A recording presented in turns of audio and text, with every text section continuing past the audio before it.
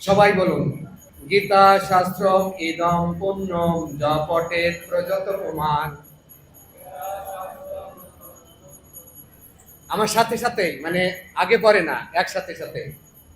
গীতা অধ্যয়ন শীলস্য প্রাণায়াম পরস্য চ নৈব সন্তি পাপানি পূর্ব জন্ম কৃতানি চ।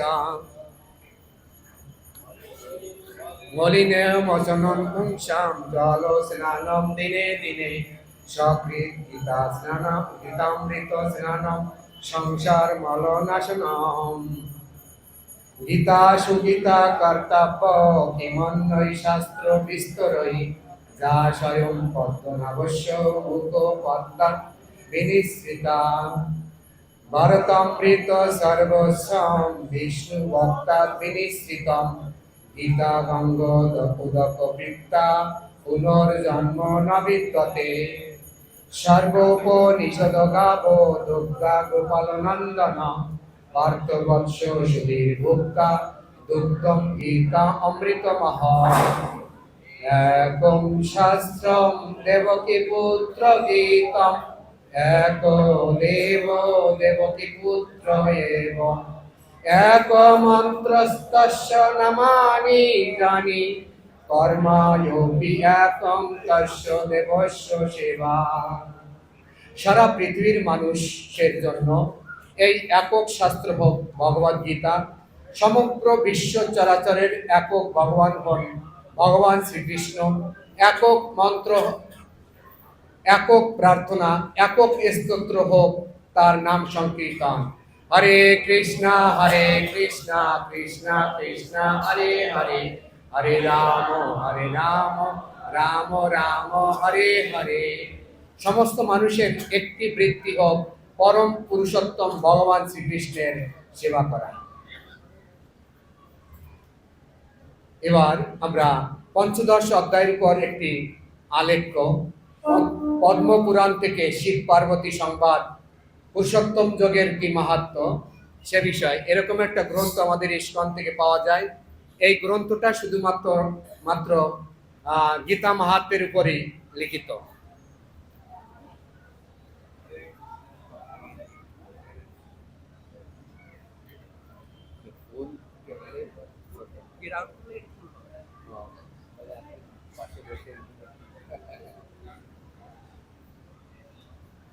পঞ্চদশ অধ্যায় শ্রী শিব বললেন, প্রিয় পার্বতী, এবার তোমাকে শ্রীমদ্ ভগবদ গীতার পঞ্চদশ অধ্যায়ের মাহাত্ম্য বর্ণনা করে শোনাবো।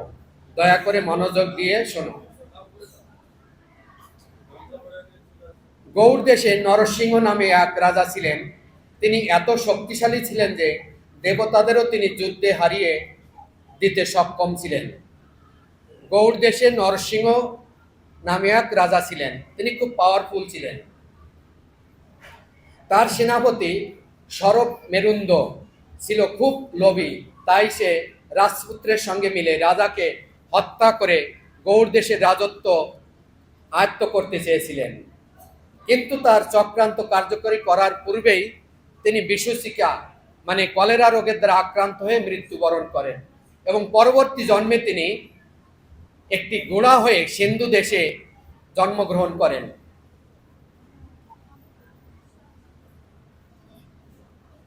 ঘোড়াটি ছিল খুব সুন্দর ও দ্রুতগামী। প্রতিযোগিতায় পুরস্কার প্রাপ্তির সকল গুণাবলী ঘোড়াটির ছিল। মানে ওই সেই সেনাপতি শরৎ মেরুন্দ, তিনি ঘোড়া হয়ে জন্ম লাভ করেছেন। একদিন গৌড় দেশের এক ধনী ব্যক্তির ছেলে ঘোড়াটিকে দেখে সেটা কিনতে মনস্থ করলো। সেটিকে গৌড় দেশের রাজার কাছে উচ্চ মূল্যে বিক্রির জন্য মনস্থ করলেন। তাই সে ঘোড়াটিকে কিনে গৌড় দেশের রাজধানীর উদ্দেশ্যে বেরিয়ে পড়ল। নগরের উদ্দেশ্যে সোজা সে রাজপ্রাসাদে ঢুকে গেল। তার আগমন বার্তা রাজাকে জানাতে সে প্রহরীদের অনুরোধ করল। রাজার কাছে গেলে রাজা তাকে জিজ্ঞাসা করলেন, কি জন্য তুমি এখানে এসেছ? ব্যবসায়ী লোকটি উত্তরে বলল, হে মহারাজ, সিন্ধু দেশে আমি খুবই উচ্চ গুণ সম্পন্ন একটি ঘোড়ার সন্ধান পেয়েছি। সারা বিশ্বে এর সমকক্ষ ঘোড়া দেখা যায় না। উচ্চ মূল্য দিয়ে এটাকে আমি কিনেছি। রাজা আদেশ করলেন, এখনই ঘোড়াটিকে তুমি আমার সম্মুখে হাজির করো। আর তখন রাজার কাছে ঘোড়াটি আনা হলো। রাজা ঘোড়াটিকে দর্শন করার পর খুব প্রীত হলেন এবং ঘোড়াটির গুণ মহিমা শ্রবণ করে এবং তার সেই গুণ বৈশিষ্ট্যগুলো দর্শন করে উচ্চ মূল্যে এমনকি দ্বিগুণ মূল্যে সেই ঘোড়াটিকে ক্রয় করে রাখলেন রাজা। কিছুদিন পর রাজা শিকারে যেতে মনস্থ করলেন। সেই ঘোড়ায় চড়ে বনে গিয়ে একটি হরিণ দেখতে পেলেন। সঙ্গে সঙ্গে শিকার পশ্চাৎ ধাবন করলেন। যেদিকে হরিণটি যায় সেদিকে ঘোড়া ছোটেন। কিছুক্ষণ পর দেখা গেল রাজার লোকজনেরা বহু পিছনে পড়ে গেছে। অনেকক্ষণ হরিণের পিছনে ছুটে ক্লান্ত তৃষ্ণার্ত হয়ে রাজা বিশ্রামের জন্য ঘোড়াটিকে একটা গাছের ডালে বেঁধে একটা বড় পাথরের উপর বসলেন।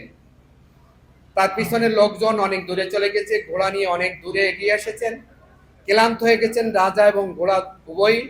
তখন একটা গাছের ডালে গাছে ঘোড়াটিকে বেঁধে রাজা ঠিক করলেন, একটা পাথরের উপর বসলেন। কিছুক্ষণ পর রাজা দেখলেন কিছু লেখা এক টুকরা পশু চর্ম হাওয়ায় উড়ে এসে তার পাশেই পাথরের উপর পড়ল। সেই চামড়ার উপর ভগবদ্গীতার পঞ্চদশ অধ্যায়ের একটি শ্লোকের অর্ধাংশ লেখা ছিল। রাজা সেটা জোরে জোরে পড়তে আরম্ভ করলেন। তার মুখ থেকে প্রথম শব্দটি নির্গত হওয়া মাত্রই ঘোড়াটি মাটিতে পড়ে গিয়ে অশ্বদেহ ত্যাগ করলো। দিব্য চতুর্ভুজ মূর্তি লাভ করে পুষ্পরথে দিব্যধাম বৈকুণ্ঠে গমন করলো। হরি বল। নিকটেই রাজা ফুলের বৃক্ষে ঘেরা এক সুন্দর আশ্রম দেখতে পেলেন। আরো দেখলেন পূর্ণ বিজেতেন্দ্রীয় এক ব্রাহ্মণ সেই ব্রাহ্মণে বসে আছেন।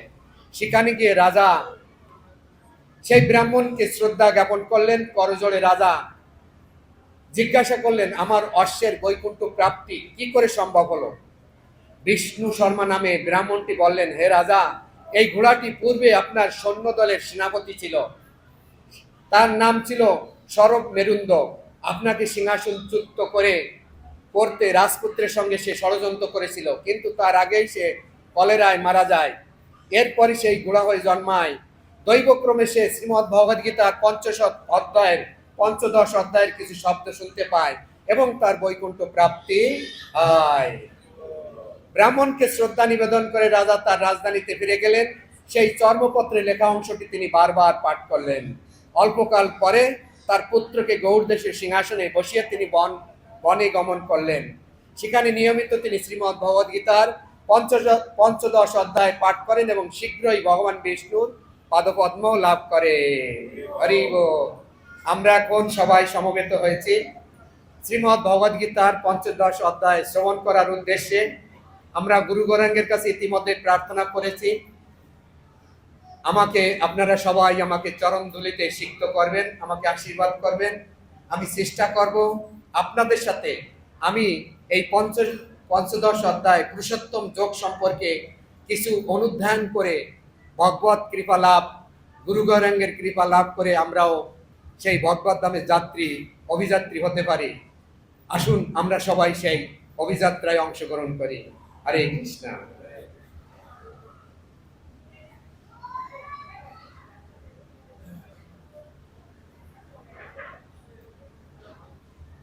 আমরা ইতিমধ্যে জেনেছি পঞ্চদশ অধ্যায়ের নাম পুরুষোত্তম যোগ। এই পুরুষোত্তম যোগ কাকে বলে, এই সংজ্ঞাটা আমরা এখন শুনব।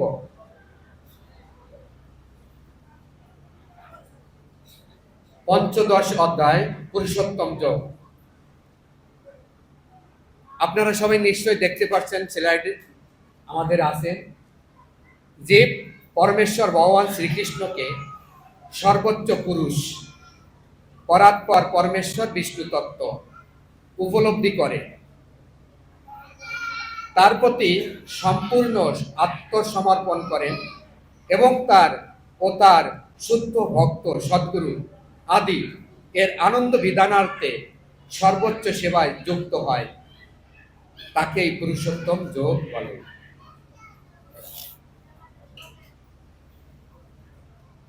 আমরা এটার একটু ব্যাখ্যা শুনব, এই সংজ্ঞাটার ব্যাখ্যাটা কি। হরে কৃষ্ণ। আমি ওই শিশুদের একটু নিয়ন্ত্রণ করতে বলছি, যাদের শিশুরা আছে কলকাকলি করছে, শিশুদের একটু নিয়ন্ত্রণ করতে অনুরোধ করছি। আমরা সবাই একটু মনোযোগী হব, পুরুষোত্তম যোগ কি আমরা একটু উপলব্ধি করব। পুরুষোত্তম শব্দটিকে সন্ধি বিচ্ছেদ করলে পাওয়া যায় পুরুষ যোগ উত্তম। পুরুষ কাকে বলে? চৈতন্য চরিতামৃতে বলা হয়েছে, একেলা পুরুষ কৃষ্ণ আর সব বৃত্ত, যাকে জৈসে নাচায় তৈসে করে নৃত্য। একেলা পুরুষ কৃষ্ণ আর সব বৃত্ত। তাহলে এই পুরুষটা আমরা চিনব। আমরা অনেকেই শাস্ত্র থেকে জেনেছি এই ব্রহ্মাণ্ডে, এই জড় ব্রহ্মাণ্ডে দুইটা জগৎ, একটা চিন্ময় জগৎ আর একটা জড় জগৎ। এই জড় জগতে জীব রয়েছে 84 লক্ষ প্রজাতির, অনন্ত কোটি ব্রহ্মাণ্ড রয়েছে। এই সমস্ত জীব প্রজাতি 84 লক্ষ প্রজাতির, এই পৃথিবীতে মানুষ আছে প্রায় 800 কোটির উপরে, আর জীব আছে শত শত শত শত কোটি, হাজার কোটি, লক্ষ কোটি জীব রয়েছে। সমস্ত জীবকে যারা পরিচালনা করে তাদেরকে বলা হয় ঈশ্বর। সমস্ত জীবকে যারা পরিচালনা করে তাদেরকে বলা হয় ঈশ্বর।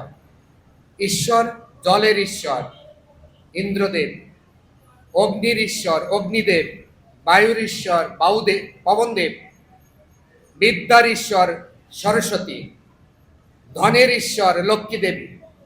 আছে না এরকম? এরকম জীব প্রজাতিকে যারা নিয়ন্ত্রণ করছে তাদেরকে বলা হয় ঈশ্বর। এই ঈশ্বরকে যিনি নিয়ন্ত্রণ করেন তাকে বলা হয় মহেশ্বর।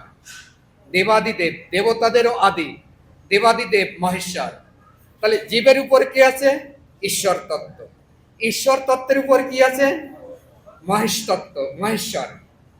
এই মহেশ্বর, অনন্ত কোটি ব্রহ্মাণ্ডে অনন্ত কোটি মহেশ্বর রয়েছে। এই সমস্ত মহেশ্বরকে যিনি পরিচালনা করেন তাকে বলা হয় পরমেশ্বর। এই পরমেশ্বরকে বলা হয় বিষ্ণু তত্ত্ব। মূলত এই বিষ্ণু তত্ত্বকেই বলা হয় পুরুষ।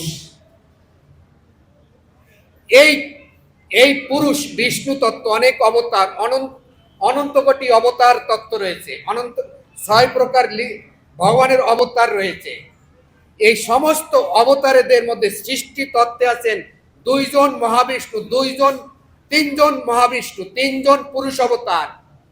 গর্ভদক্ষায় বিষ্ণু, ক্রিয়োদক্ষায় বিষ্ণু, কারণদক্ষায় বিষ্ণু।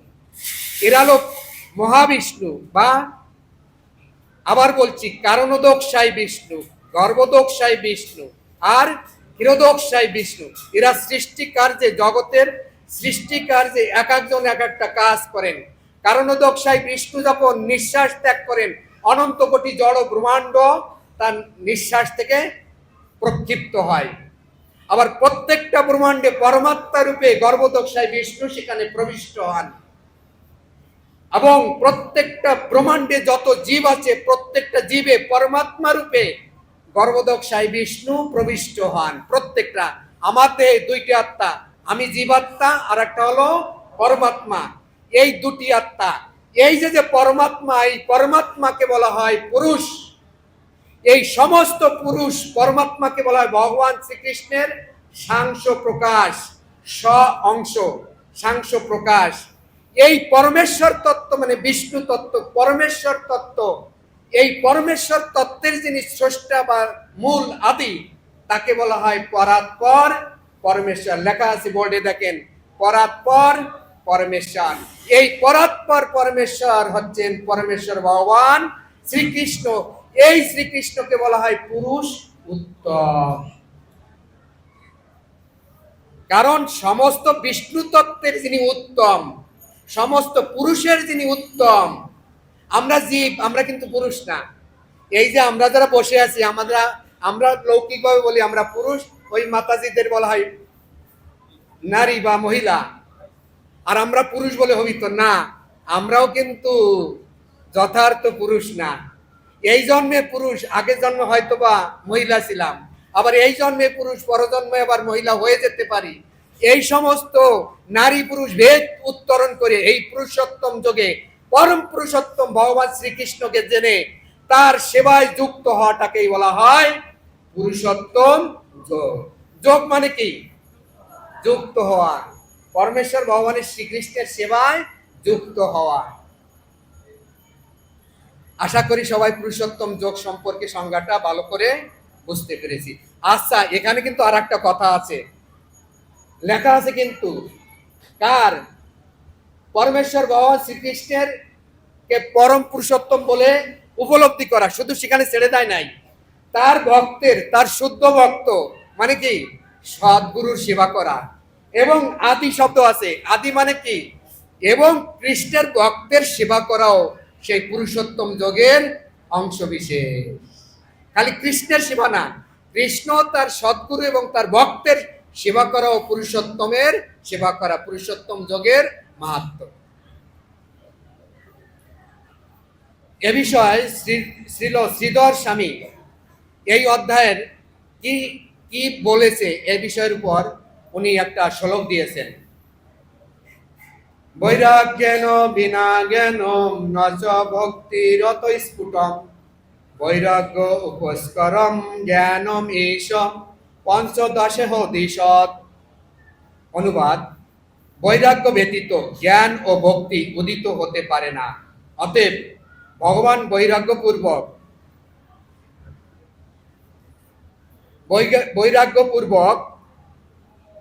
জ্ঞান এই পঞ্চদশ অধ্যায়ে পরিষ্কারভাবে ব্যক্ত করেছেন। এই অধ্যায়ে কি শিক্ষা দিচ্ছেন শ্রীধর স্বামী আগের থেকে জানিয়ে দিচ্ছেন। বৈরাগ্য ব্যতীত জ্ঞান ও ভক্তি উদিত হতে পারে না। অতএব ভগবান বৈরাগ্যপূর্বক জ্ঞান এই পঞ্চদশ অধ্যায়ে পরিষ্কারভাবে ব্যক্ত করছেন। এই অধ্যায়ে দুইটা মেইন জিনিস ভালো করে মনে রাখবেন। আপনারাও প্রশ্ন করবেন আমাকে, আমিও আপনাদের প্রশ্ন করব। দুইটা জিনিস, মেইন জিনিস, এই অধ্যায় দুইটা জিনিস আমাদের জানতে হবে। একটা হলো বৈরাগ্য, ভক্তি জীবনে বৈরাগ্য আনতে হবে।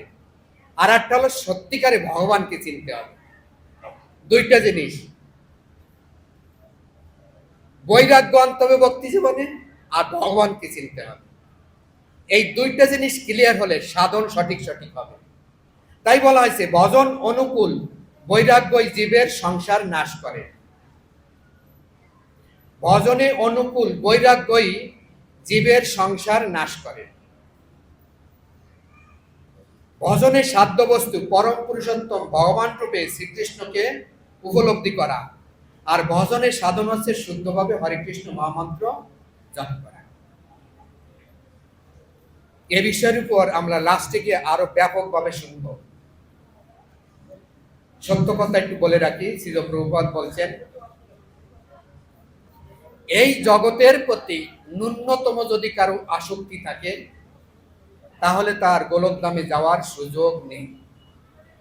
অতএব বৈরাগ্য বিদ্যা আমাদের লাগবেই। বৈরাগ্য বিদ্যা ছাড়া আমরা কোনো অংশে ভগবত ধামে যেতে পারবো না। ভক্তি জীবনে এসেছি বৈরাগ্য বিদ্যা লাভ করব, আর সেই বৈরাগ্য বিদ্যা কিভাবে লাভ হয় আজকে শিখে এখান থেকে আমরা যাব। অতএব আমাদের বৈরাগ্য বিদ্যাটা কিভাবে আয়ত্ত করা যায় সেটাই আজকের এই অধ্যায়ের মূল শিক্ষা। আমি একটু বলি, স্পিকার আছে না, আমি একটু জিজ্ঞাসা করি এখনই, তাহলে এই অধ্যায়ের দুইটি মূল শিক্ষা প্রভু একটু বলেন তো। বৈরাগ্য,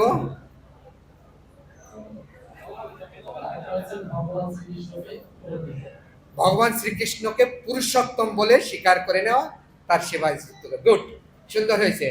আচ্ছা, এই বৈরাগ্যটার একটু হিজ দিয়ে রাখি। দেহের সম্পূর্ণ আসক্তি, দেহকেন্দ্রিক যত আসক্তি আছে, আমাদের যে আসক্তিগুলো কোথায় থাকে? প্রথম আসক্তি থাকে আমার দেহে, দ্বিতীয় আসক্তি থাকে আমার পরিবারের প্রতি, তৃতীয় আসক্তি থাকে আমার অর্থ সম্পদের প্রতি। প্রথম আসক্তি দেহের প্রতি, দ্বিতীয় আসক্তি পরিবারের প্রতি, তৃতীয় আসক্তি অর্থ সম্পদের প্রতি। এই যে আসক্তিগুলো আছে, এইগুলো একটা একটা করে জ্ঞানের দ্বারা ছিন্ন করতে হবে। যখন আমি আত্মিক এবং ব্রহ্মভূত অবস্থায় প্রাপ্ত হব, তখন আমরা পুরুষোত্তম সেবায় সেই ভগবত ধামে যাওয়ার যোগ্যতা লাভ করতে সক্ষম হব। হরি বল। পরে এই অধ্যায়ের রূপরেখা, এই অধ্যায় আমরা মোট পাঁচটি ধাপে বিভক্ত করছি। শ্লোক 1 থেকে 5 এই জড় জগতের অনাসক্তি, শ্লোক 6 থেকে 11 জীবের দেহান্তর, জীব এই জগতে থেকেই বারবার পুনর্জন্ম হয়, সেই বারবার পুনর্জন্ম কিভাবে হয় এই 6 থেকে 11 নম্বর শ্লোকে ব্যক্ত করা হয়েছে। শ্লোক 12 থেকে 15 শ্রীকৃষ্ণই আমাদের পালন কর্তা। শ্লোক 16 থেকে 18 ত্রিশ্লোকী গীতা। এই তিনটে শ্লোক এখানে গীতার মৌলিক জ্ঞানটা এখানে দেওয়া হয়েছে। শ্লোক 19-20 কৃষ্ণ তত্ত্ববেত্তাই সর্বোচ্চ জ্ঞানী, সর্বজ্ঞ। এই মোট 5টা ধাপে এই শ্লোক, 20টি শ্লোক। এই 5টি ধাপে আমরা শিক্ষাগুলো গ্রহণ করব। 5টি ধাপ একটু পারলে নোট ডাউন করে রাখেন। ওই খাতা কলম নাই? 5টি শ্লোক আমার তো লাগবে পরে বিভিন্ন ধাপের সময়। 1 থেকে 5, 6 থেকে 11, 12 থেকে 15, 16, 18, 19, 20। আমরা পরের ধাপে যাই। শুরু হয়ে গেল গীতার মূল কথা।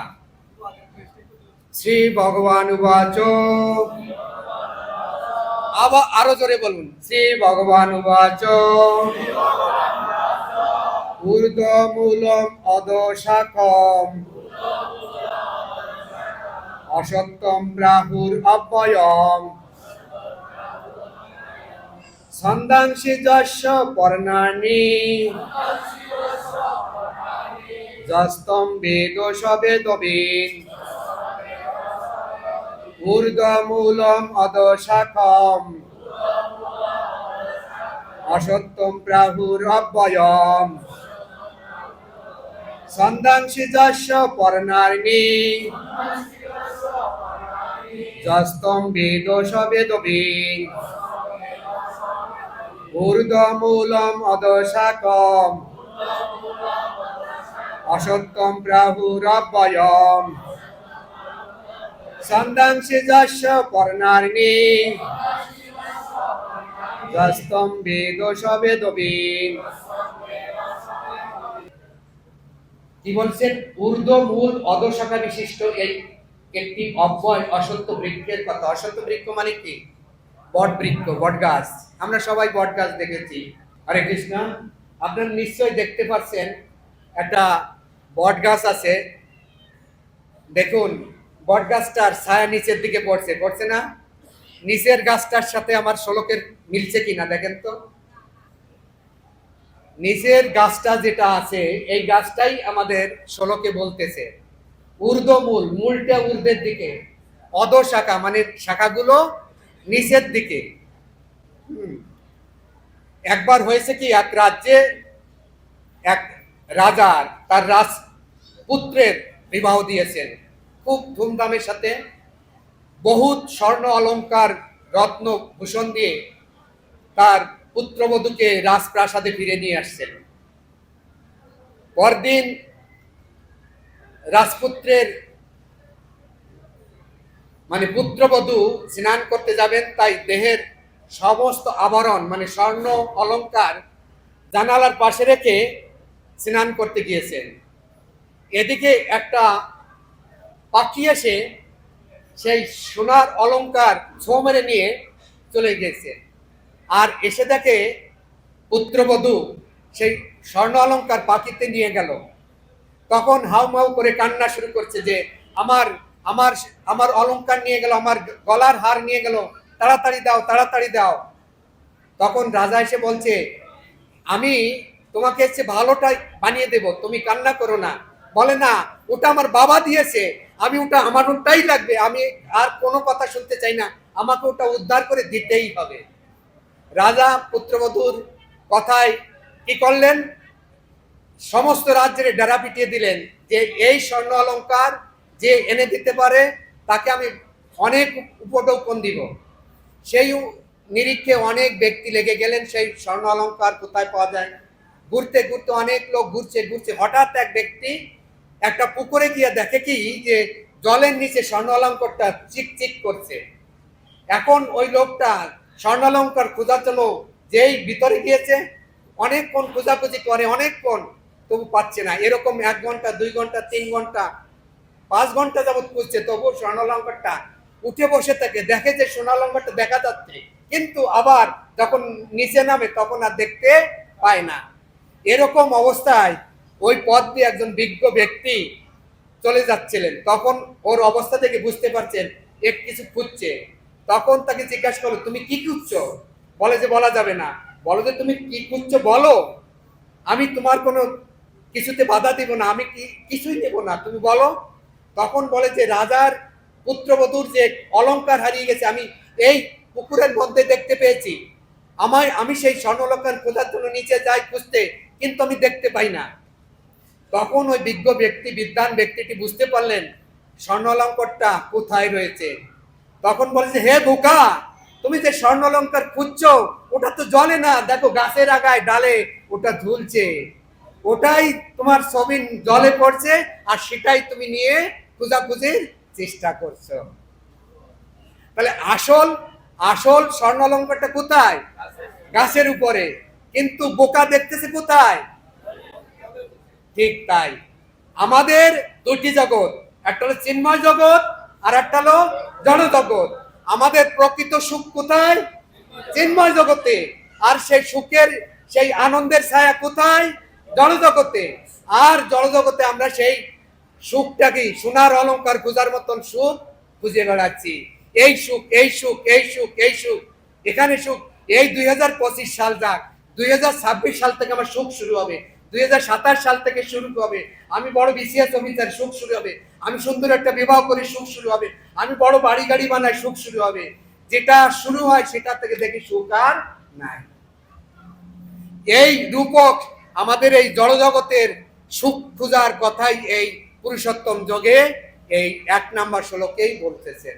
এইটাই বলছেন, ঊর্ধ্ব মূল অধশাখা বিশিষ্ট অসত্য বৃক্ষ। আমাদের যে কামনার বাসনার মূলটা কোথায়? উপরে না নিচে? আমরা বট বৃক্ষের মূলটা দেখি নিচে মাটিতে, শাখাটা কি উপরের দিকে, কিন্তু এই বট বৃক্ষটা কোন দিকে? আমরা কোন বৃক্ষের? উপরের বৃক্ষ না নিচের বৃক্ষে আছি? নিচের বৃক্ষের। নিচের বৃক্ষের মূলটা কোন দিকে আর শাখাটা কোন দিকে? অধ দিকে। হরি বল। প্রভু মাইকটা এখানে দেন। আচ্ছা আচ্ছা, বলেন প্রভু। এবার 2 নাম্বার 3 নাম্বার 5 নাম্বার শ্লোক পর্যন্ত পড়ে যাবেন। প্রভু প্রভু বের করে দেন, পর পর পড়ে যাবেন।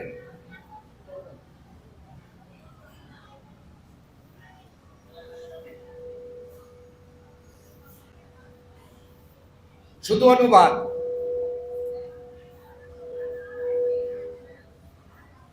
হরে কৃষ্ণ। শ্লোক 2 এর অনুবাদ। এই বৃক্ষের শাখা সমূহ জড় প্রকৃতির 3টি গুণের দ্বারা পুষ্ট হয়ে অধোদেশে ও ঊর্ধ্বদেশে বিস্তৃত।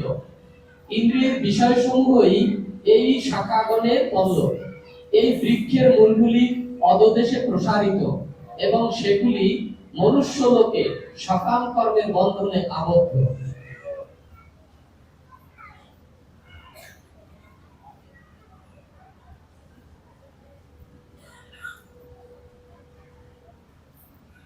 শ্লোক 3-4 এর অনুবাদ।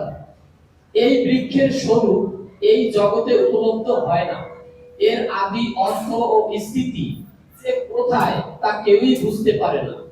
তীব্র বৈরাগ্যরূপ অস্ত্রের দ্বারা দৃঢ়মূল এই বৃক্ষকে ছেদন করে সত্য বস্তুর অন্বেষণ করা কর্তব্য, যেখানে গমন করলে পুনরায় ফিরে আসতে হয় না। শরণাগত কাল হতে যার থেকে সমস্ত কিছু প্রবর্তন ও বিস্তৃত হয়েছে, সেই আদি পুরুষের প্রতি শরণাগত হও।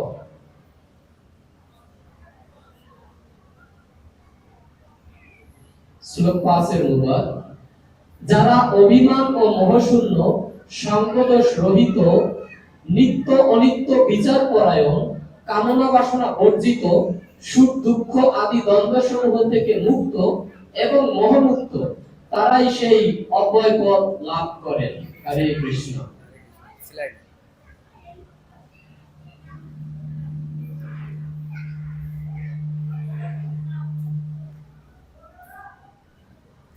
হরে কৃষ্ণ।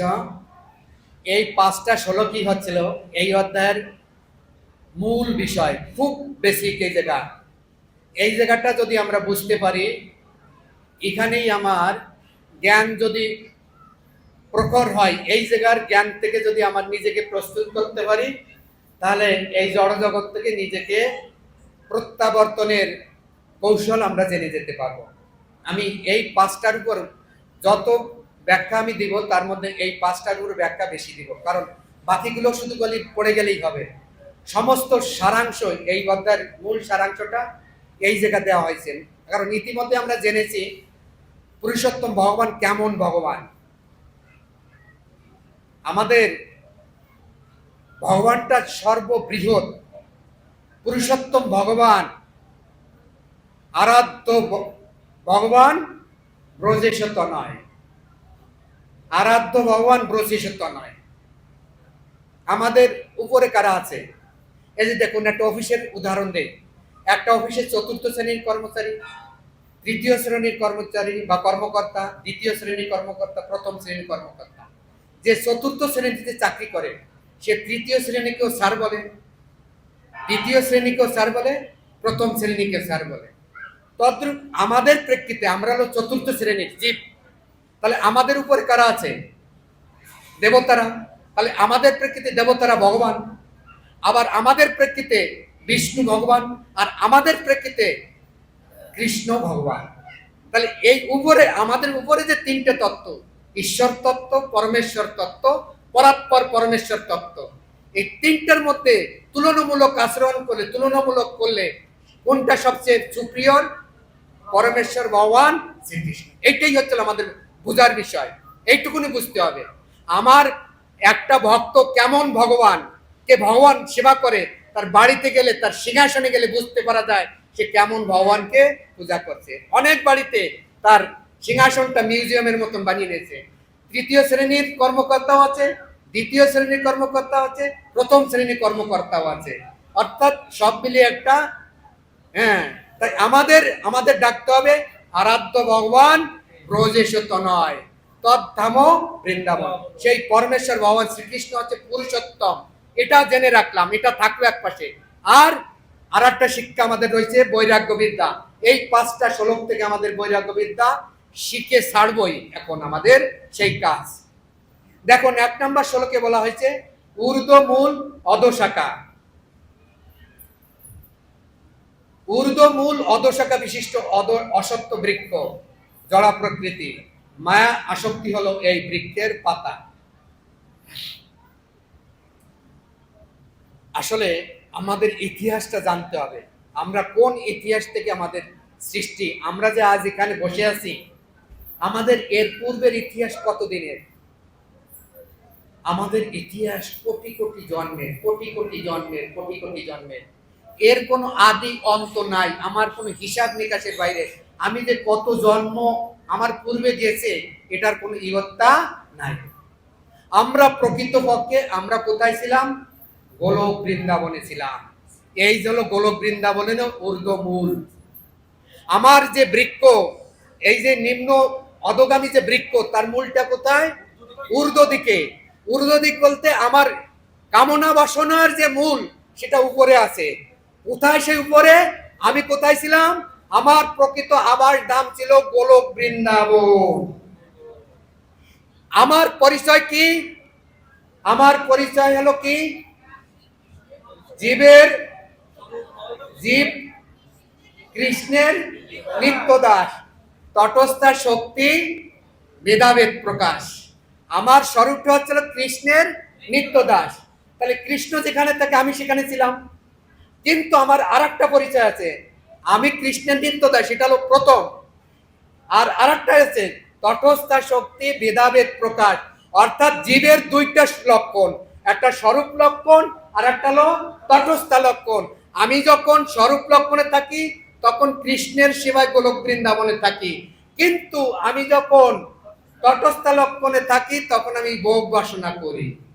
এখন প্রশ্ন হতে পারে, আমাকে কেন ভগবান এরকম দ্বিমুখী শক্তি দিয়ে সৃষ্টি করলেন? ভগবানের লীলা পুষ্ট করার জন্য দুইটা লক্ষণ লাগে, একটা তটস্থ লক্ষণ আর একটা স্বরূপ লক্ষণ। তটস্থ লক্ষণ হচ্ছে জীবের স্বতন্ত্রতা, ক্ষুদ্র স্বাধীনতা।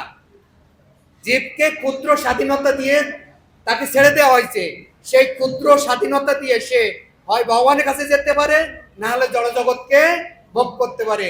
এই জড়জগৎকে ভোগ করলে তখন লক্ষণ হয় কি লক্ষণ? তটস্থ লক্ষণ। আর যখন ভগবানের সেবা করে তখন কি লক্ষণ? স্বরূপ লক্ষণ। বুঝেছি? আচ্ছা, এখন কথা হলো, আমি গোলকধামে ভগবানের সেবায় ছিলাম, কিন্তু এখন দেখছি ভগবান কি করছেন, বিশাল রাসমঞ্চে 365 গোপী নিয়ে তার সেবা করছেন। কৃষ্ণ মাঝখানে 365 গোপী, কোটি গোপী তার সেবা করছে। কেউ চামড় দোলাচ্ছে, কেউ পা ধুয়ে দিচ্ছে, কেউ মালা গাচ্ছে, কেউ চন্দন চর্চিত করছে, নানা রকম সেবায় ব্যাপৃত আছে। ওখান থেকে ভাবলাম, হাই হাই, কৃষ্ণ একা এত ভোগ করবে, আমি একটু ভোগ করবো না? আমার যদি এরকম একটু ভোগ আকাঙ্ক্ষা, ওই যে ভোগাঙ্ক্ষা শুরু হয়েছে, ওই ভোগাঙ্ক্ষাই হচ্ছিল ঊর্ধ্বমূল। ওখান থেকেই আমার ভোগাকাঙ্ক্ষা শুরু হয়েছে। আর যখনই ভোগাকাঙ্ক্ষা শুরু হয়েছে তখন যোগমায়া বলছে, বেটা তোর এখানে থাকার যোগ্যতা নাই, তুই অধোগতি হবে। তখন যোগমায়ার প্রক্ষেপ শক্তি দ্বারা ঢিল মারি ছেড়ে দিল। আর ঢিল মারি কোথায় ছেড়ে দিল? এই জড়জগতে ছেড়ে দিল। আর জড়জগৎ কে শক্তি? কোন শক্তি? মহামায়া দুর্গা শক্তি। ভগবানের 3টা শক্তি, অন্তরঙ্গা, বহিরঙ্গা আর তটস্থা। অন্তরঙ্গা শক্তি ঠেলে কোথায় ফেলে দিল? জড়জগতে। আর জড়জগতে কে কে আছে? দুর্গা দেবী। দুর্গা দেবী কোন শক্তি? মায়া শক্তি। সে আমাকে আবৃত করে রাখলো, আর আবৃত করে আমাকে আচ্ছাদিত করে রাখলো। আমি কৃষ্ণের নিত্যদাস ভুলাই দিল। আমি যে কামনা বাসনা নিয়ে ওই যে চলে আসছি ওখান থেকে, সেই কামনা বাসনা একটা বট বৃক্ষ হয়ে গেছে। সমস্ত পাতায় পাতায় যে সমস্ত পদলোভ গুলো হচ্ছে তার ইন্দ্রের বিষয়। তার এই যে গাছ, আমার যে কামনা বাসনার গাছ, এই গাছটা কি গুণ দিয়ে তৈরি? 3টে গুণ দিয়ে তৈরি, সতগুণ, রজগুণ, তমগুণ। আমি সকালবেলা খুব ভালো থাকি, হরিনাম গুণ কীর্তন করি, সত্যগুণ। আমি দুপুর বেলায় কাজে যাই, এটা রজগুণ। আমি রাতের বেলায় বাসায় ফিরি, কামনা বাসনা করি, তখন সেটা তমগুণ। অর্থাৎ আমার যে বৃক্ষটা, এই যে অসত্য বৃক্ষ, এই বৃক্ষটা সত্যগুণ, রজগুণ এবং তমগুণ দ্বারা তৈরি। এবং ইন্দ্রের বিষয়, ইন্দ্র কয়টি? 11টি। তার মধ্যে রাজা হচ্ছিল মন। এর মধ্যে 5টা কি ইন্দ্রিয়? কর্মেন্দ্রিয়। 5টা জ্ঞানেন্দ্রিয়ের কথাই যে ইন্দ্রের বিষয়। 5টা জ্ঞানেন্দ্রিয়, চক্ষু, কর্ণ, নাসিকা, জিহ্বা, ত্বক। চক্ষুর বিষয় হচ্ছিল কি? রূপ দেখা। একটা যুবতী একটা যুবকের, একটা যুবক একটা যুবতীর চোখ দ্বারা তার রূপ দেখে। কান দ্বারা শব্দ শুনে, লাড়েরাপ্পা গান শুনে, হিন্দি গান শুনে। আর জিহ্বা দ্বারা ভালো ভালো রাঁধুনি মশলা দিয়ে কক কক রান্না করে খাবে, ইয়া কি মজা। রস, জিহ্বার দ্বারা রস, এগুলোকে বলা হয় ইন্দ্রিয়ের বিষয়। নাক দ্বারা কি? গন্ধ। আর ত্বক দ্বারা কি? কোমল জিনিস স্পর্শ করা। তাহলে কি? গন্ধ, স্পর্শ, রূপ, রস, গন্ধ, স্পর্শ, শব্দ, এগুলো হলো 5টা জ্ঞানেন্দ্রিয়ের বিষয়। এগুলো কোথায় আছে? আমার যে বট বৃক্ষ, সেই বৃক্ষের পাতায় পাতায়। এই কামনা বাসনা, এই রূপ রসের চাহিদা কি কম না বেশি? অন্তহীন বাসনা। এই গাছের পাতাও এরকম অন্তহীন। স্থির সংকল্প মানে ভজন ও বৈরাগ্যের দ্বারা এই বৃক্ষকে ছেদন করতে হবে। এক্ষেত্রে ব্যক্তি ও গ্রন্থ ভাগবতের সঙ্গ একান্ত প্রয়োজন। এখন এই আমি জেনে ফেলেছি, আজকের ক্লাস থেকে জেনে ফেলেছি, আমার যে কামনা বাসনা বৃক্ষটাই জড়জগতে, ওই চিন্ময় জগতে শুরু হয়েছিল, এখন জড়জগতে এসে ডালপালা মেলে, পাতা পল্লব মেলে, এখন সেটা স্থায়ীভাবে গেড়ে বসে আছে। এখন যতদিন এই বৃক্ষকে আমি ছেদন না করবো, ততদিন আমার কোনো উদ্ধার নাই। এখন 3-4 নাম্বার শ্লোকে বলছে এটাকে কিভাবে, ভজন দ্বারা। কি ভজন দ্বারা? স্থির সংকল্প ভজন দ্বারা। স্থির সংকল্প ভজন কেমন জিনিস? হরে কৃষ্ণ কৃষ্ণ কৃষ্ণ হরে হরে, হরে রাম রাম রাম হরে হরে। কহিলাম এই মহামন্ত্র, ইহা জপ গিয়া সবে করিয়া নির্বন্ধ। নির্বন্ধ মানে সংকল্প করে ভজন করা। সংকল্প করে ভজন করা বলতে আমি 4 মালা জপ করবো না, 16 মালা জপ করবো না, 8 মালা জপ করবো, এই যে কমিটমেন্ট করা, প্রতিজ্ঞা করা, এই প্রতিজ্ঞাকে বলা হয় নির্বন্ধ। আজ থেকে আমাদের অনেকের বয়স 30, 40, 50, 60 হয়ে গেছে।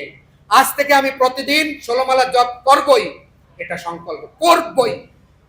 ভালো করে হরিনাম জপ করব, ভালো করে গ্রন্থ অধ্যয়ন করব, ভালো করে সাধু সঙ্গ করব, ভালো করে আমি ভোরবেলা উঠে ভগবানের আরতি কীর্তন করব। এইগুলোকে বলা হয় সংকল্প নিয়ে ভজন করা। এই ভজন করলে চিত্ত নির্মল হয়। চেত দর্পণ মার্জনম ভব মহাদাবাগ্নি নির্বাপনম। চিত্তরূপ দর্পণ মার্জন। আর জ্ঞান কি হয়? তেষাম সতত যুক্তানাম ভজতাম প্রীতিপূর্বকম দদামি বুদ্ধি যোগং নাম উপায়ন্তিতে। আমার কাছে ফিরে আসে আর কি হয়? ভগবানের সেবা, ভগবানের নাম গুণ কীর্তন সাধু সঙ্গ করতে করতে জীবের চিত্ত শুদ্ধ হয়। আর সেই স্থির সংকল্প ভজন দ্বারা কি হয়? তখন সেই ব্যক্তির মধ্যে বৈরাগ্য উদয় হয়। দেখুন তো, আমরা যারা নিরামিষ বুঝি হয়েছি, ইসকনে জয়েন করেছি, ইসকন থেকে দীক্ষা নিয়েছি, তাদের শিশুকালের কথা একটু মনে করেন তো। যে একসময় আমি মাছ মাংস খেতাম, এখানে সেখানে যাইতাম, কোনো বাস বিচার ছিল না, সকালে ঘুম থেকে উঠতাম অনেক দেরি করে, কিন্তু এখন দীক্ষা নিয়েছি, এখন হরির নাম জপ করি, কৃষ্ণ প্রসাদ পাই। দেখুন একটা শৃঙ্খলার ভিতরে এসেছে, অনেক অনেক ত্যাগ আমরা করা শিখছি। এই ত্যাগ করাকে বলা হয় বৈরাগ্য। তাই শরণাগতির চমৎকার বর্ণনা এখানে দিয়েছে। 5 নাম্বার শ্লোক হচ্ছে সবচেয়ে ভজন। 5 নাম্বার শ্লোকটা কি ছিল আমি এখানে পড়ছি। প্রথমে অভিমান এবং মোহশূন্য হতে হবে। অভিমান কি? আমি পুরুষ, আমি স্ত্রী, আমি ধনী, আমি গরিব, আমি ব্যারিস্টার, আমি জজ, এগুলো অভিমান। সর্বপদী বিনির্মুক্তম, একেবারে সব। আমরা যে প্রভু বলি, কেন বলি? আমি ছোট, আপনি বড়, এই যে সর্বপদী বিনির্মুক্তম। তারপরে বলছে কি? সঙ্গদোষ রহিত। আমি আমার চাকরির জন্য বিভিন্ন বিষয়ের সঙ্গ করতে হবে, তার সাথে ইয়েস নট ভেরি গুড, এই পর্যন্তই। কিন্তু আমি ভাববো, আমি তার কোনো ফিলোসফি, আমি তার কোনো ভাবনা আমার মাথায় নিব না। আমার সঙ্গটা কি? কৃষ্ণ ভক্তের সঙ্গ। নিত্য অনিত্য বিচার প্রাণ, কোনটা কৃষ্ণ ভক্তির অনুকূল, কোনটা কৃষ্ণ ভক্তির প্রতিকূল, এই বিচার রেখে সবসময় চলবো। তারপরে কামনা বাসনা, কখনো কামনা বাসনা, প্রকৃতি থেকে যা আসে তাই আমি নিব। সুখ দুঃখ রহিত। আমার দেখেন, সুখ আর দুঃখ দুইটা মুদ্রার এপিঠ ওপিঠ। আমি দুঃখ চাই না, কিন্তু দুঃখ এসে হাজির হয়। তদ্রূপ আমার পূর্বজন্মে যদি সুখ বরাদ্দ থাকে, সুখ এমনি আপনি এসে ধরা দিবে। এই জন্য আমাকে সুখ ও দুঃখের পিছে না ঘুরে ভগবান আমাকে যেরকম রাখে সেইভাবে থাকাটাই হচ্ছে বুদ্ধিমানের পরিচয়। এইসব দ্বন্দ্ব মোহমুক্ত হলে আমি সেই পরম পুরুষ ভগবানকে প্রাপ্ত হতে পারবো। 6 থেকে 11 শ্লোক, 6 থেকে 11 জন্মান্তর। 6 নম্বর শ্লোকে ভগবত ধামের বৈশিষ্ট্য, 7 নম্বর শ্লোকে জীবের স্বরূপ বিশ্লেষণ, 8 নম্বর দেহান্তর প্রক্রিয়া, 9 নম্বর 5টি জ্ঞানেন্দ্রিয় দ্বারা জীব বিষয়ভোগ করে, আর 10 থেকে 11 আত্মার দেহান্তর, কেউ দেখতে পায় কেউ দেখতে পায় না। 6 নম্বর শ্লোকের অনুবাদ প্রভু পড়েন। হরে কৃষ্ণ। অনুবাদ: সূর্য, চন্দ্র, অগ্নি বা বিদ্যুৎ আমার সেই পরম ধামকে আলোকিত করতে পারে না। সেখানে গেলে আর এই জড়জগতে ফিরে আসতে হয় না। 7 নম্বর শ্লোকের অনুবাদ: এই জড়জগতে বদ্ধ জীবসমূহ আমার সনাতন বিভিন্ন অংশ। যারা প্রকৃতির বন্ধনে আবদ্ধ হওয়ার ফলে তারা মন সহ 6টি ইন্দ্রিয়ের দ্বারা প্রকৃতিরূপ ক্ষেত্রে কঠোর সংগ্রাম করছে। 8 নম্বর শ্লোকের অনুবাদ।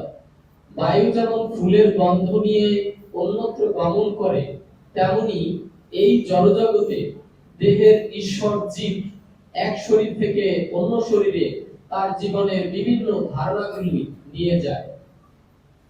9 নম্বর শ্লোকের অনুবাদ। এই জীব চক্ষু, কর্ণ, ত্বক, জিহ্বা, নাসিকা ও মনকে আশ্রয় করে ইন্দ্রিয়ের বিষয়সমূহ উপভোগ করে। 10 নম্বর শ্লোকের অনুবাদ। মূঢ় লোকেরা দেখতে পায় না কিভাবে জীব দেহ ত্যাগ করে, অথবা প্রকৃতির গুণের দ্বারা প্রভাবিত হয়ে কিভাবে তার পরবর্তী শরীর সে উপভোগ করে। কিন্তু জ্ঞান চক্ষু বিশিষ্ট ব্যক্তিগণ সমস্ত বিষয় দেখতে পান। 11 নম্বরে আত্মজ্ঞানে অধিষ্ঠিত যত্নশীল যোগীগণ এই তত্ত্ব দর্শন করতে পারেন, কিন্তু তত্ত্বজ্ঞান রহিত অবিবেকী যত্নপরায়ণ হয়েও এই তত্ত্ব অবগত হয় না। ভগবত ধামের বৈশিষ্ট্য 6 নম্বর শ্লোকে। যে ধামে আমাদের মতন বিদ্যুৎ লাগে না, সেখানে এরকম চন্দ্র, সূর্য, অগ্নি কিছুর প্রয়োজন হয় না। ভগবানের যোগমায়া শক্তি, তার চিন্ময় শক্তি দ্বারা, অন্তরঙ্গা শক্তি দ্বারা সমস্ত জগৎ, চিন্ময় জগৎটা উদ্ভাসিত হয়। অতএব সেই জগতে গেলে আর কোনো জীবকে ফিরে আসা লাগে না। ভগবান এখানে তাই কমিটমেন্ট করছেন। 7 নম্বর শ্লোকে বলছেন, জীব ইতিমধ্যে আমরা আলোচনা করেছি, 6টা জ্ঞানেন্দ্রিয় দ্বারা জগৎকে জীব ভোগ করার চেষ্টা করে। আর 10 নম্বর শ্লোক, মূঢ় লোকেরা দেখতে পায় না কিভাবে জীব দেহত্যাগ করে অথবা প্রকৃতির গুণের দ্বারা প্রভাবিত হয়ে কিভাবে তার পরবর্তী শরীর সে উপভোগ করে, কিন্তু জ্ঞান চক্ষু বিশিষ্ট ব্যক্তিগণ সমস্ত বিষয় দেখতে পান। এই জায়গাটা আমরা একটু খুব ভালো করে বুঝব। শ্রীল প্রভুপাদ এইভাবে বলছেন যে, দেখুন আপনার বাড়ির দক্ষিণ পাশে একটা ফুলের বাগান আছে। এখন ফুলের বাগানের সুন্দর করে ফুল ফুটে রয়েছে, দক্ষিণ দিক থেকে বাতাস প্রবাহিত হচ্ছে। আপনার ঘরটা, আপনি যে ঘরে অবস্থান করছেন সেটা উত্তর দিকে, বাগানের উত্তর দিকে। যখন বাতাস দক্ষিণ দিক থেকে বাগানকে অতিক্রম করে যাচ্ছে, ফুলের যে গন্ধটা বাতাস বহন করে নিয়ে ঘরের দিকে যাচ্ছে। আর যখন ব্যক্তিটা বসে থাকেন, সেই ব্যক্তির নাসারন্ধে যেমন বুঝতে পারেন যে ফুলের গন্ধটা চলে আসছে, ঠিক তদ্রূপ আমাদের দেহে থেকে আত্মা এরকম ভাবে বাতাসের মাধ্যমে এক দেহ থেকে আর এক দেহে প্রত্যাবর্তিত হয়, মানে পরিবর্তিত হয়। আমাদের বেসিক যে জায়গাটা জানতে হবে সেটি হলো, আমরা মৃত্যুর সময় কিভাবে আমাদের দেহ থেকে আমরা কি নিয়ে যাই, পরবর্তী প্রজন্মে আমরা কিভাবে আবির্ভূত হয়, সেই বিষয়টাই জানাটাই হচ্ছিল আমাদের প্রকৃত জ্ঞাতব্য। আমরা মৃত্যুর সময় 5টা জিনিস নিয়ে আমরা, আমাদের আত্মাটা, আমাদের দেহে 2টি শরীর, একটা হলো স্থূল শরীর আর একটা হলো সূক্ষ্ম শরীর। স্থূল শরীরটা হলো পঞ্চভূতের, আর সূক্ষ্ম শরীরটা কি দিয়ে তৈরি? মন, বুদ্ধি, অহংকার। এই মন বুদ্ধি, আত্মাটা মন বুদ্ধি অহংকার নিয়ে তার 5টা জিনিস সাথে নিয়ে যায়। তার এতদিনের কর্মফল, তার পূর্বজন্মের কর্মফল, বর্তমান জন্মের কর্মফল একসাথে নিয়ে সে কি নিয়ে যায়? পাপ কর্মের ফল। 1, পাপ কর্মের ফল। 2, পুণ্য কর্মের ফল। 3, সুকৃতিময় ফল। 4, কামনা বাসনা। 5, 3 গুণের প্রভাব। হরি বল। আবার বলছি, রিপিট করছি। 1, পাপ কর্মের ফল। 2, পুণ্য কর্মের ফল। 3, সুকৃতিময় ফল। 4, কামনা বাসনা। 5, ত্রিগুণের প্রভাব। আমরা এই জন্য এই যে আমার কি ছেদন করতে হবে, আমার জ্ঞানের দ্বারা, ব্যক্তি ভাগবত, গ্রন্থ ভাগবত, হরির নাম, ভজনের দ্বারা কি কাটতে হবে। আমি 5টা জিনিস নিয়ে যাই, এখান থেকে কি আমার ফেলে দিতে হবে, তাহলে আমি ভগবত ধামে নিয়ে যেতে পারবো। এই 5টা জিনিস, ভারী জিনিস, আমাকে পরবর্তী জন্মে ভগবত ধামে নিয়ে যেতে দেয় না। আমার এই জড়জগতে আবার ফিরে আসতে হয়, আবার আমার জন্মান্তর হয়। কি কি জিনিস? এক হলো পাপ কর্মের ফল। আমার পাপ কর্মেও আমাকে বাদ দিতে হবে। পাপ কর্মের যে পাইপলাইন, আমি যত কর্ম করি তা থেকে পাপ কর্ম হয়, এই পাপ কর্মকে বন্ধ করতে হবে। আর তাই এজন্য এসি ভক্তি বেদান্ত স্বামী প্রভুপাদ ইস্কন প্রতিষ্ঠা করে জীবের পাপ কর্ম বন্ধ করার জন্য একটি বিধিনিষেধ করেছে, 4টি বিধিনিষেধ। 1, আমিষাহার বর্জন, 2, অবৈধ সঙ্গ বর্জন, 3, আসবপান বর্জন, 5, দ্রুত ক্রীড়া বর্জন। এই 4টা বর্জন করলে আমরা পাপ থেকে মুক্ত হতে পারবো। 2, পুণ্য কর্মের ফল। আমরা জড়জাগতিক ভাবে সমস্ত পুণ্যের কর্মের ফল কাকে অর্পণ করব? ভগবানের চরণে অর্পণ করব। আমরা দান দেন, ভগবানের মাধ্যমে দান দেন, ভক্তের মাধ্যমে দান দেন। এইভাবে আমরা যে পুণ্য কর্মগুলো করব সব ভগবানের কে কেন্দ্র করে করব। 4, সুকৃতিময় কর্ম, এইটা রাখতে হবে। সুকৃতিময় কর্ম হচ্ছে ভগবত ভাবনাময় কর্ম, সাধু সঙ্গের কর্ম, গ্রন্থ অধ্যয়নের কর্ম, সোজা কথা সরাসরি ভগবান রিলেটেড কর্মকে বলা হয় সুকৃতিময় কর্মের ফল। আর একটা কামনা বাসনা। আমি কোনো কামনা বাসনা একটাই, কাম কৃষ্ণ কর্মার্পণে। আমার সমস্ত কামনা বাসনা হবে কৃষ্ণকে কেন্দ্র করে, এটাই হবে আমার একমাত্র বাসনা। আর ত্রিগুণের প্রভাব, আমি সত্যগুণ রজগুণ তমগুণ থেকে উত্তীর্ণ হয়ে, যেমন কেমন হয়েছিল শ্রীবাস, তার সন্তান মারা গেছে, ভগবান চৈতন্য মহাপ্রভু তার গৃহে আছে, সন্তান মারা যাওয়ার পরও তাতে কোনো তার উদ্বেগ নাই। এই যে যে অনুভূতি, এটাকে বলা হয় ত্রিগুণাতীত। এই যে সত্যরজ তমগুণ থেকে, তাহলে আমাদের কি রাখতে হবে? এই 5টা জিনিসের মধ্যে কয়টা জিনিস রাখতে হবে, কয়টা বাদ দিতে হবে? কয়টা বাদ দিতে হবে? 4টা বাদ দিতে হবে। কয়টা রাখতে হবে? কোনটা রাখতে হবে? সুকৃতিময় কর্মের ফল রাখতে হবে। তাহলে আমরা এই 15 অধ্যায় যে জন্মান্তরবাদ, আমাদের যে বৈরাগ্য, সেইটাও তৈরি হবে। হরি বল। পরে 12 থেকে 15, ভগবান যেসব মৌলিক উপাদান দ্বারা আমাদের পালন করেন। দেখুন শ্লোক 12, আমি আর এসে যাচ্ছি না, আমি সংক্ষেপে শেষ করছি। আমার দুটো আমার আর 15 মিনিট আয়ু আছে, আমি এই জন্য এটার মধ্যে আমি শেষ করতে চাই। হ্যাঁ, 12 নম্বর শ্লোকে সূর্য চন্দ্র অগ্নির তেজ। দেখুন আমাদের ভগবান, আমরা ভগবানের ধামে ছিলাম, ভগবানের সন্তান হিসেবে আমরা ইতিমধ্যে আমরা জেনেছি মাময়ী বংশ জীবলোকে জীবভূত সনাতন, আমরা ভগবানের অংশ। ভগবান আমাদের জড়জগতে পাঠিয়ে দিয়ে কিন্তু তিনি শুধু শুধু ছেড়ে দেন নাই, আমাদের পালন করছেন। কিভাবে পালন করেন দেখুন তো। সকালে সূর্য ওঠে, তাপ হয়। এখন শীতকাল, একটু তাপ, সূর্য দক্ষিণ দিকে হেলে গেছে, আর তাই আমরা স্নান করতে ভয় পাই। কি কষ্ট হয় না? তা এই যে সূর্যের তাপ, এরকম যদি সে কোনোদিন না উঠতো, 5 দিন 7 দিন না উঠতো, জীব কি বাঁচতো না।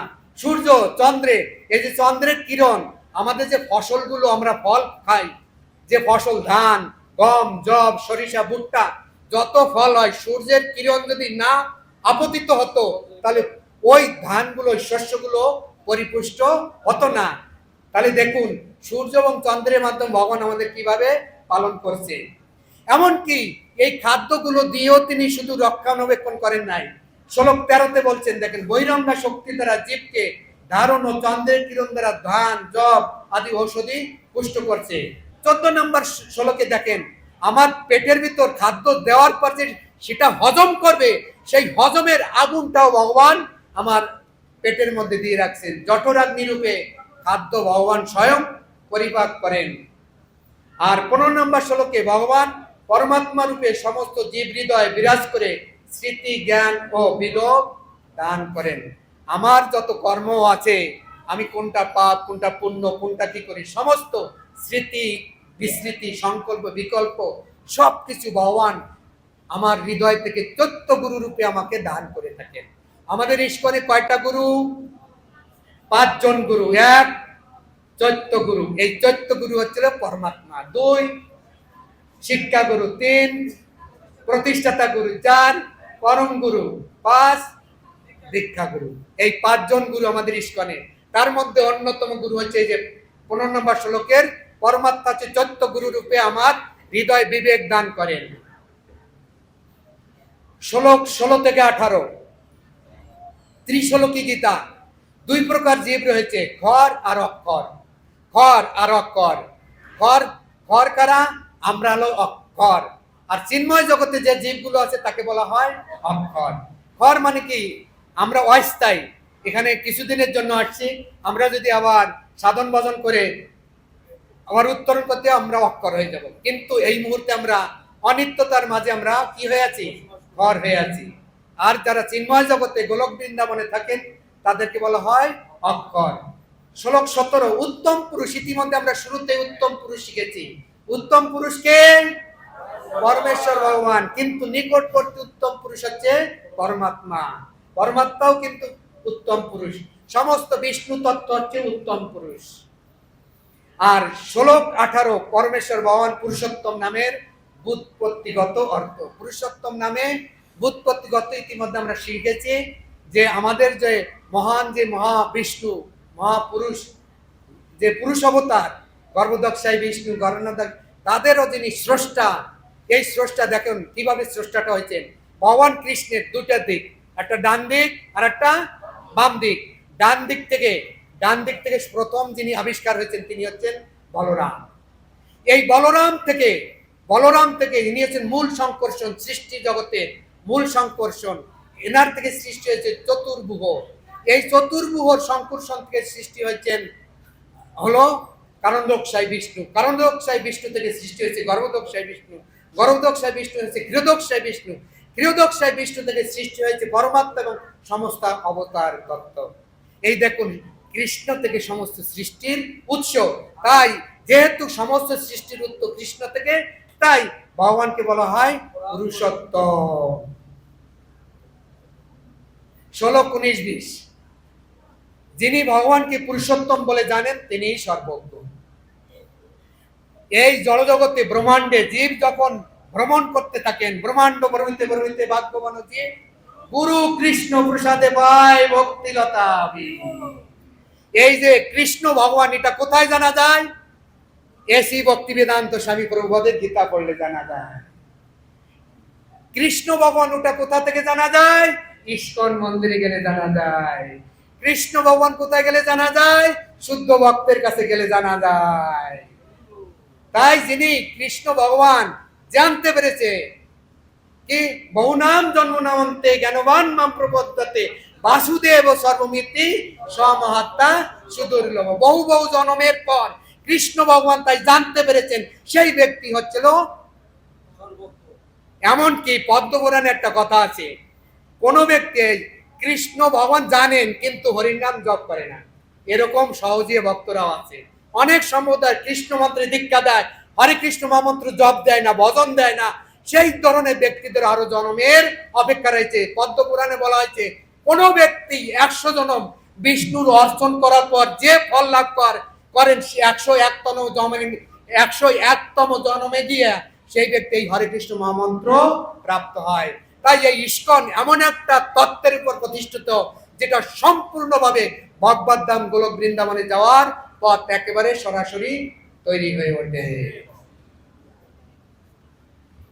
তাই এই অধ্যায়ের সার কথা, ভক্তিযোগে পরম পুরুষোত্তম ভগবান শ্রীকৃষ্ণের সেবা করলে মানব জীবন সফল হয়। বিভিন্ন মহাজনদের বাণী এই অধ্যায়ের উপর বিভিন্ন মহাজনরা, শ্রীল বিশ্বনাথ চক্রবর্তী ঠাকুর কি বলেছেন দেখেন। জড় চৈতন্য বর্গের বিবরণ বিচার করে শ্রীকৃষ্ণই মহা উৎকর্ষ স্বরূপ, এটি এই অধ্যায়ের নির্মিত হয়েছে।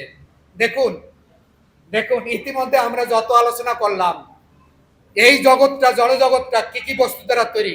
আচ্ছা, এই বস্তুটাকে জীব না জড়? এইটা জড়। এইটা কি বস্তু? এইটা কি বস্তু? জড়। এইটা কি বস্তু? এই যে জড়।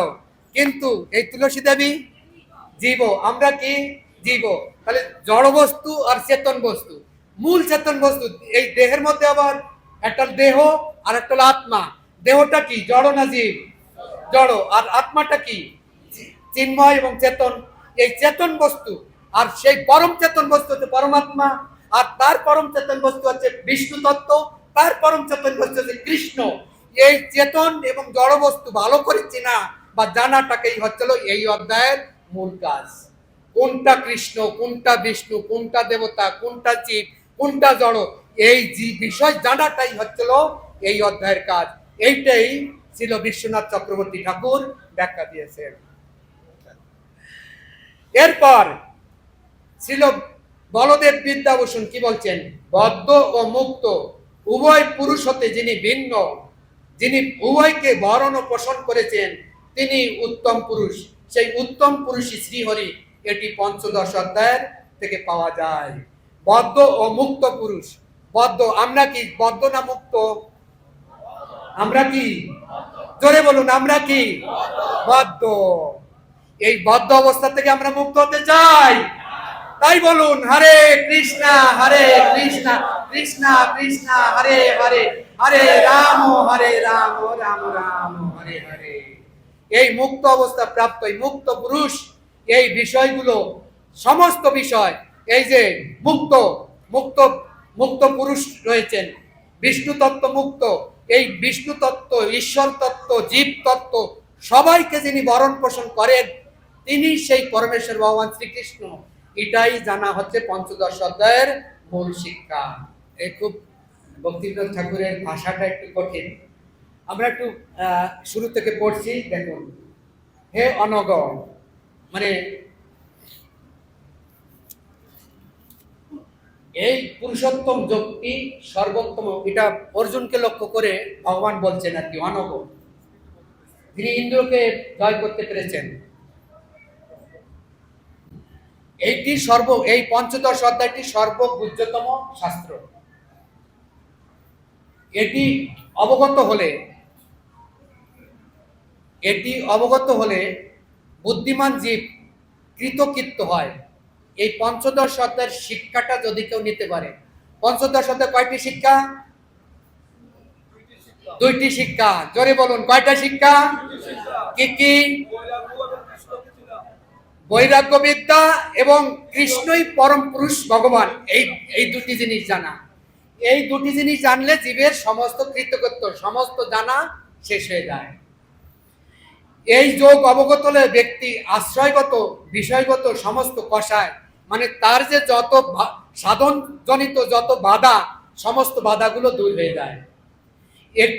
এইটা লাভ করার জন্য বৈরাগ্য বিদ্যা এবং কৃষ্ণকে পাওয়ার জন্য, বৈরাগ্য বিদ্যা লাভ করে এবং কৃষ্ণকে পাওয়ার জন্য যে জিনিসটা লাগে সেটা হলো ভক্তি, চিন্ময় গুণবৃত্তা। ভক্তিটাকে কৃষ্ণের অন্তরঙ্গা শক্তি হচ্ছে ভক্তি।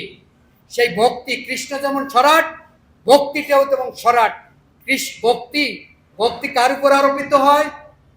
যিনি ভগবানকে ভালোবাসেন, ভগবানের জন্য পবিত্র হয়ে ওঠেন, তার কাছে ভক্তি আরোপিত হয়। তাহলে ভক্তিটা লাভ করার জন্য কি হওয়া দরকার? জীবের এই ভক্তির সুন্দর ক্রিয়া সম্পাদনার্থে আশ্রয় যে জীব, এই ভক্তিটা কাকে আশ্রয় করে থাকেন? জীবকে আশ্রয় করে থাকেন। তার সেই জীবের কি হওয়া উচিত?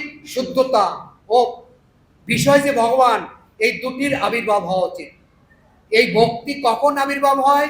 জীবের শুদ্ধিতা আর বিষয় ভগবান, এই দুটি বিষয় ক্লিয়ার। এই জন্য শুদ্ধিতা কি জিনিস? ছিল প্রভুদের যে প্রদর্শিত পন্থা, এই চারটা নিয়ম পালন করা, হরির নাম জপ করা হচ্ছে শুদ্ধিতা, আর কৃষ্ণ ভগবান এটা জানা।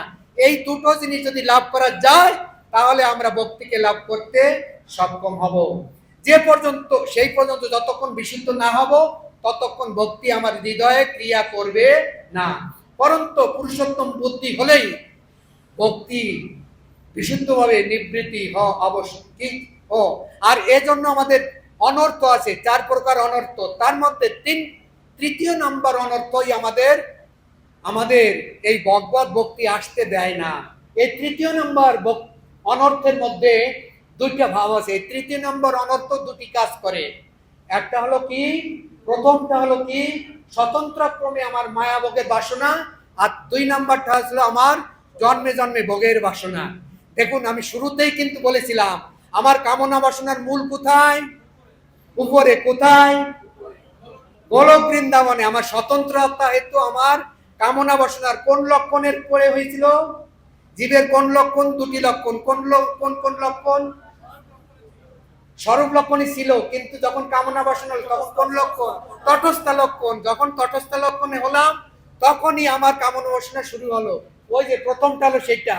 আর যখন আমি এখানে আসলাম, বুদ্ধি হলো না, বোকা থেকে গেলাম, মুড়া থেকে গেলাম, কর্ম করি ভোগ করি, কর্ম করি ভোগ করি, জন্ম হয় কর্ম হয়, ভোগ করি জন্ম হয়, ভোগ করি জন্ম, জন্ম হচ্ছে, কোনো শেষ নাই, কোনো শেষ নাই। এইটা হলো দ্বিতীয় নাম্বার।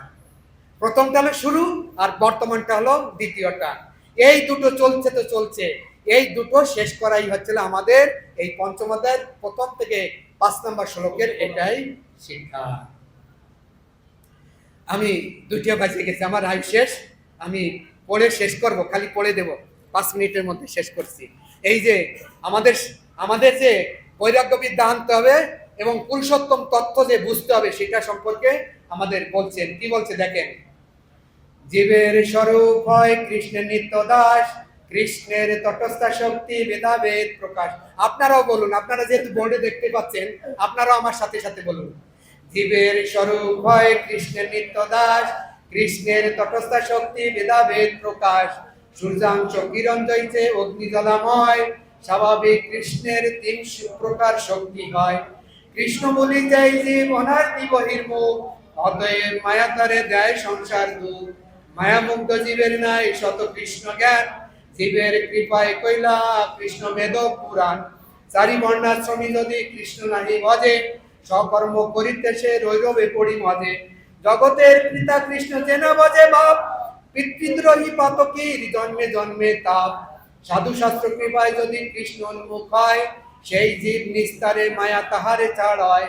কোনো ভাগ্যে কারো সংসার স্বয়ংমুখ হয়, সাধু সঙ্গে তবে কৃষ্ণের অতি উপজয়।